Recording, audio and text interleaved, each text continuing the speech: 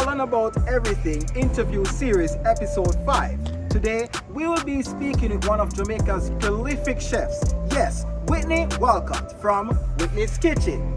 Let's go!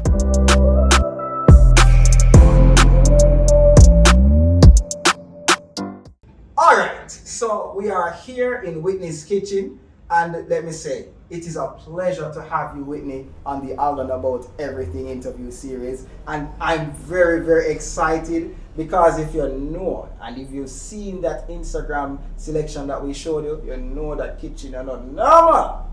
But we're going to delve into who is Whitney, you know, where you're from, how you grew up. Tell us about how you began this journey.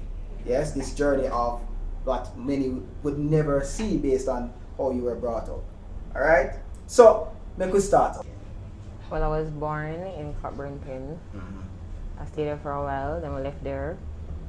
Went to McDonald Lane, that's off Maxfield. And then we lived about 10 more places after that. 10, including Bolivia. Including Bolivia. Okay. So, But that was for a short while though. Yeah. So what was like primary school life like? Primary school, I went to St. Patrick's Primary, that's close to Waterhouse. You know St. Patrick's? Yeah, I know St. Patrick's. Yes, that's where I went. Alright, so you left Cockburn Pen about what age? To be honest, we left around there and then we went back around there. So I'm really not sure like what exact time span. So you're a real true Kingstonian, having lived in multiple spaces within Kingston. Exactly. Yeah. Alright, you know, how did that affect your growing up, you know? To be honest, like moving around didn't affect me much because I never really get out. I was always in the house person. Mother was very protective. Very protective. It's very, very protective. To this day. To this day. To this day. She can't help for herself. Alright. So you went to Cockburn, went from Cockburn Pen to Maxfield Avenue in primary school. You know, what kind of youngster were you? So you look at trouble, it was a quiet. I was very girl. quiet. Yeah. But feisty. Feisty. Quiet but feisty. I never used to get trouble though. Always quiet. But you know, sibling war, sibling rivalry with my sister, always a fight. That's about it. Yeah. Alright, so tell me about high school. Merle Grove. Yeah. So I actually passed from Merle Grove. Excited about my pass, you know, because you know, say I come from St. Patrick's. The pass is from there and I really normally up there. I mean, Merle Grove to me is a pretty decent school. It's a fantastic school. Exactly. Some very intelligent people came from Merle Grove. You went to Merle Grove. Very excited because this is the school you love. Right? But you know, what was your time like in Merle Grove? What at that age you probably had aspirations to go into that field or that Alright, so when I field? started high school, I wanted to become a hostess. And then I changed to doctor. Yeah. And I kind of stick to the doctor thing. So like when I finish high school now, I remember, I always talk about this, you know, my 5th form teacher, Miss Sewell. Miss Sewell. She saw me in the library in the undercraft and she asked me, what's my plan after 5th form? So I said, I don't know, I guess maybe work or something. She was like, you're not going 6th form. And I asked her, what is 6th form? Remember, I said, I've been going to this school for 5 years. 6th form has been there, but because, I don't know, it was never said to me like, you know, because nobody in my family really passed high school. The 6th form was new to me. A lot of people, you know, during this time think that, you know, it is a bit unfair to ask children. Because in high school, you know, you think you're big, but you're beginning. I think it's a bit unfair to ask children, you know, at that point to decide who they want to be. It's not unfair at all, It's trust not me. unfair. You agree with that? Trust me. And how The did guidance that? is necessary. So when she asked me, she gave me the forms, I applied, and me sign up for bio, physics, chemistry, maths, Sciences. every single science you think of. I signed up for them. And I went to lower 6, upper 6, and I passed everything. I got 8 subjects leaving high school and 4 level 1 and 4 there. So, about 4 or 5 kids. Yeah, unit 1, unit 2. May I forget them call it. I mean, naturally. Yeah. Then I left, start work same time. Where were you working? With the government. Okay, you want to Started. stay with the government agency? National security. Okay. Used to work down at Ocean Boulevard, but before that I used to do like summer jobs. So I always know myself working for my own. So started working. I stayed there for about 2 years, and then I decided, well, I started more university. I don't know why. I said, no, I'm going to become a doctor. I used to do court reporting. So like for the police court. So when them come and them talking, I have to type every single thing that's said in court. Interesting. Yeah. So I said, I don't really want this, not I'm want to do. So by the time you'd have left high school, you'd have probably gained at least 2 years of work experience. How important do you think that is? Very, very important. Like teach you discipline. Your mind to like, for example, just waking up early. Starting university, that wasn't hard for me because I used to go to school and I used to work at Scotia part-time. So I used to be at Scotia on Sundays, and any little time I get after school, if I even 1 or 2 hours, I go at Scotia, I count money. That plus you get a little pocket money the same way for the situation, yeah? Yeah, it did. It did? Alright. So, alright, high school. Did CXCs, did the CAPE, right? And now you're thinking of university. So what did you apply for? Medicine. Just high. Yeah. Why just high? I mean, whenever I have straight ones, my grades were good, but they weren't, up there like I'm not called a genius. But at the same time, looking back, I never had books. And for system, I come out and still come out with all of that, So, okay. Yeah, imagine if I had a book. But, so, I mean, half of who is in med school are geniuses. It's true. But nothing wrong with the standard that the university has. Nothing wrong with that at all. So I applied, they called me and went in with a lady, and she sat me down and she said, she realized that that was the only thing I applied for. And if there's anything else that I would be interested in, I'm like, no, because that's what I really want to do. She's like, is it a 1 or 2 things, the grades or the money, and based on the situation, and right then and there, she gave me 2 options, physical therapy and radiography. You think she discouraged you? I think she was just being honest. It wasn't a form of discouragement. She was just being honest. Because they wouldn't accept me. What about, scholarships, that type of stuff? True. But was it really her responsibility though? Alright. So she provided you with options, workable options, of course. So I chose physical therapy. Yeah. At this point in time, I had no idea what physical therapy was. So I'm going now, I'm looking to my I mean, this is not far from the whole medicine thing, it's still in the field and everything. This can work. Yeah. Plus, you have one of the best. And then she said to me that I probably could start there and then go into medicine. So. Alright, so you started fresh out of yard, basically, because mommy keep you all, protected. What was your first year of university like? Alright, so she kept me protected for a while. However, by this time, I was living on my own. Why the rough? Tell me about that. It rough. How you reach for your own? Wait, man. I want to know how. Right, this young lady, and I know that you and your mother still have a very strong relationship. Yes. So I want to know how this young lady, right, having checked all the necessary development boxes, yes, how you reach by your own? Boy, I don't know. My mom couldn't really agree in the last part. It just want yeah. My own way, just my own space. I wanted my own space. And I mean, I've always been mature. And I was working while going to university, providing for myself. What would you say to the young lady who is at home watching this? I think you know, so I need to leave my mother yard right now. You know what? If you don't have to do it, don't. Not do it, yes. Don't do it. No, but you have some things in place. Because it was really rough. It was hard. But I was determined. So, physical therapy, tell me about the first year in university. You could have been a bit different now, considering that you'd have been on your own already. Yeah. Did it, you know, were you far more mature in your pursuits, you know, far more focused?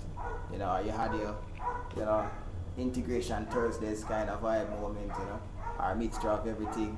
Tell me about it. I was going to school, going home, going to work, going to school, going home, that was about it.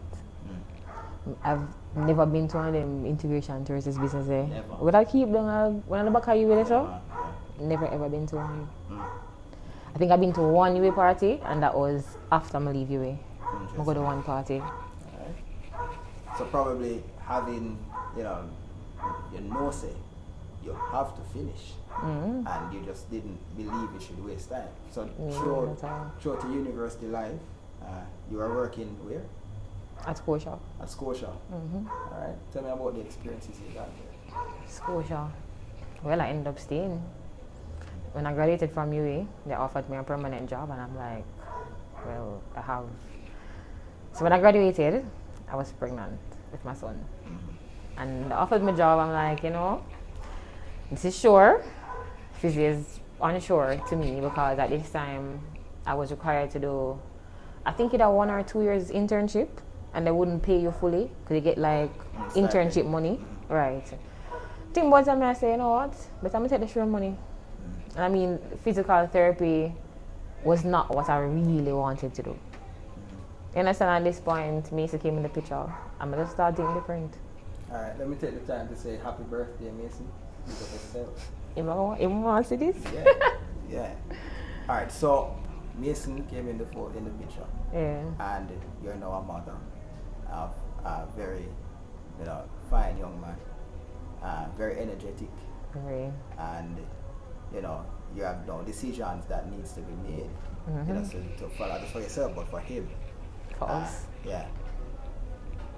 So tell me now, what were some of the things? Because I'm building up to, you know, Whitney's kitchen. So Mason is in the picture. You're working now, you know. Did you at any point feel as if it was inadequate? The sky's the limit. Sky's the limit. There's always more to achieve. Right. And that's why I don't stay where I'm uncomfortable.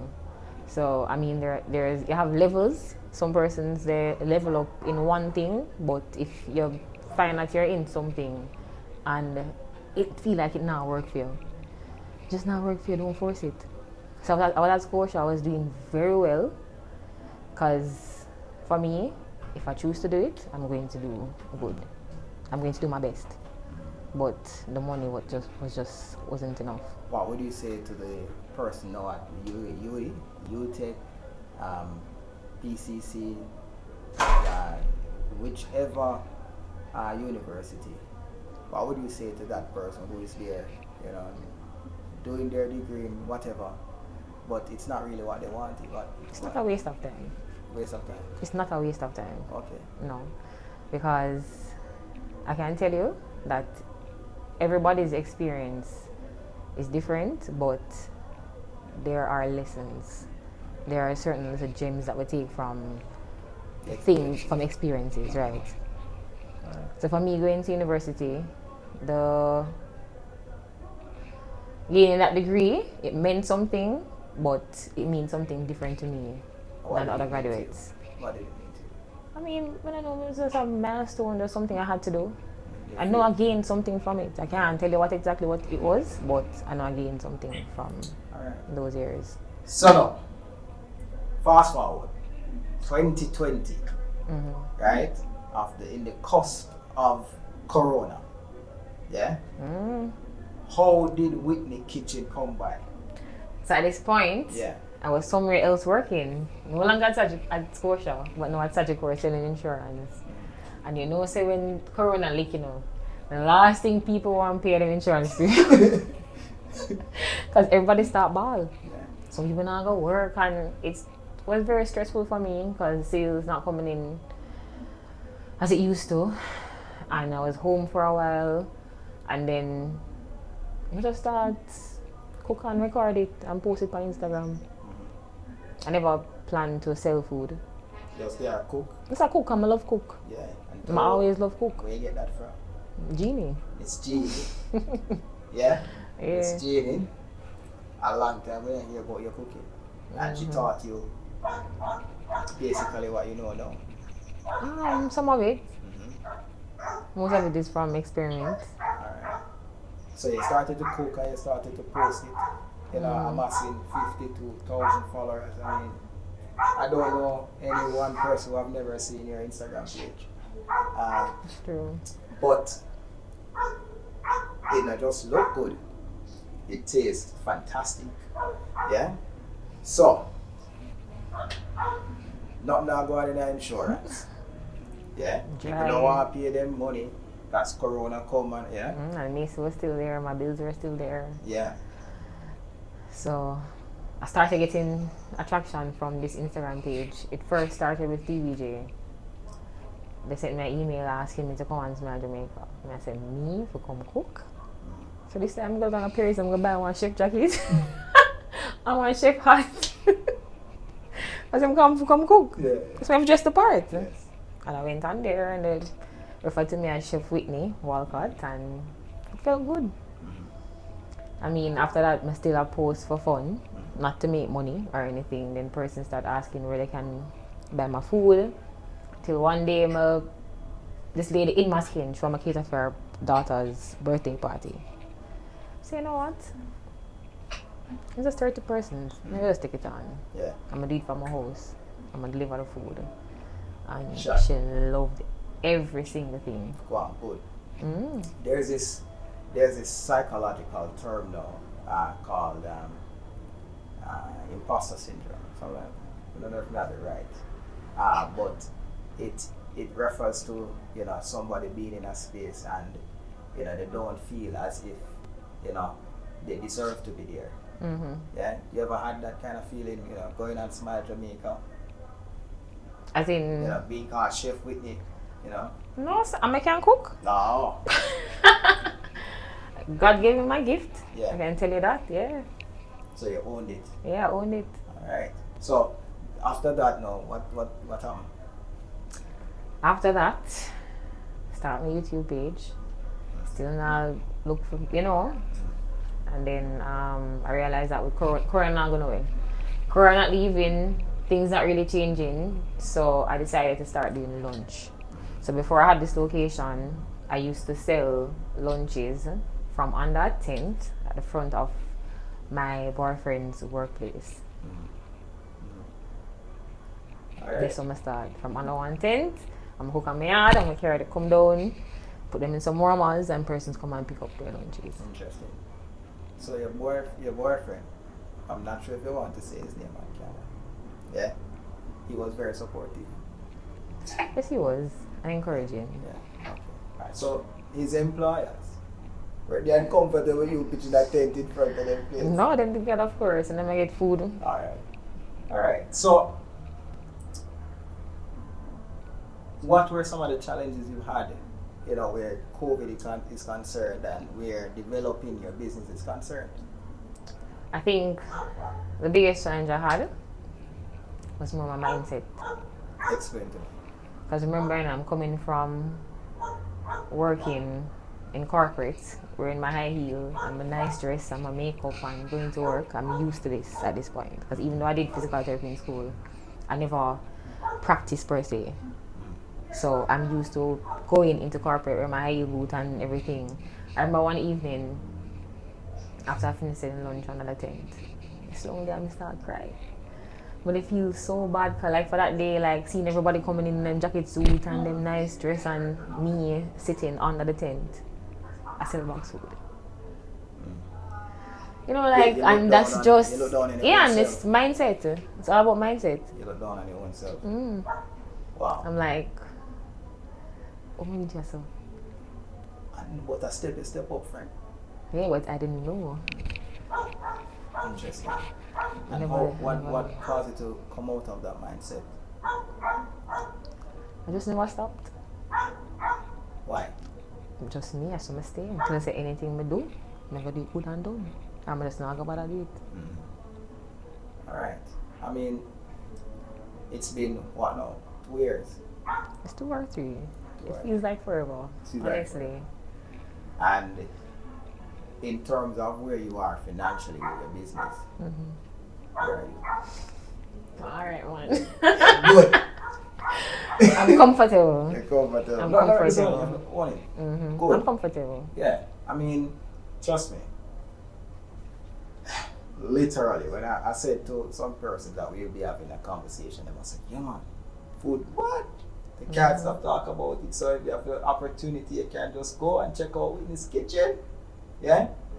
But Whitney, it is fantastic to see your journey. It's fantastic to hear about, how you started.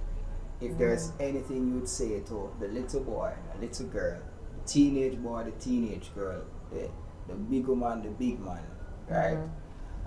That would inspire them, what would it be? It's never too late to accomplish that dream. Even if you figure out the dream 20 years down the line, it's still never too late. Because I always love cook. I just never saw myself doing it as work, and it doesn't feel like work either. Fantastic. I look forward to come here every single day and cook and see my customers and see the smile on their face. I wouldn't cost me some time when the food late, but it's all a part of. Yeah. So you're not doing your passion, it's what you love, and you're being paid for it. So that is truly important. It does not feel like work at all. Only some of it, but the cooking part. Fantastic. Well, it is fantastic to have you with us, to hear your story. Yeah. So big up yourself, Whitney, and I know that you'll continue to grow, and we continue to buy the food. Yeah. So from us, right, to you at home, see you next time as we speak to another prolific individual. Right? So big up yourself, Whitney. Thanks for coming on. Thank you for having me, Alan. Yeah. Let's go.